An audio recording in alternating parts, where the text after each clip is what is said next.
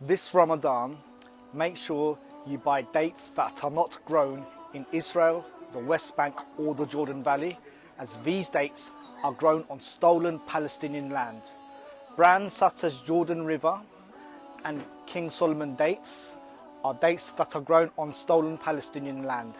This Ramadan, break your fast with dates that are tayyib and ethical, and gives you a clear conscience when you've fasted the whole day that you are not hurting the pockets of your brothers and sisters in Palestine who've had their land stolen from them, and dates are grown on the land that's stolen from them.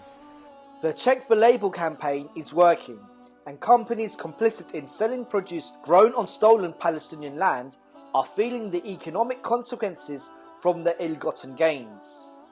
After years of campaigning, more high street stores have begun to import less dates from Israel, and some have even stopped sourcing dates from Israel altogether.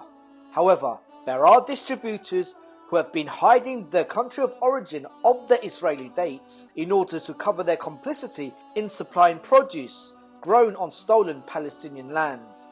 Most ethical suppliers will list their country of origin, but Israeli companies try and hide their origin because they know that they will be boycotted. Some Israeli companies will even lower their prices in order to undermine their competition, and that's easily done when you're selling stolen goods.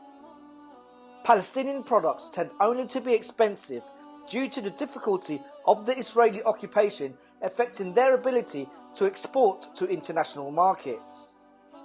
You can fight the good fight. Make the ethical choice. Check the label and be part of the movement to free Palestine.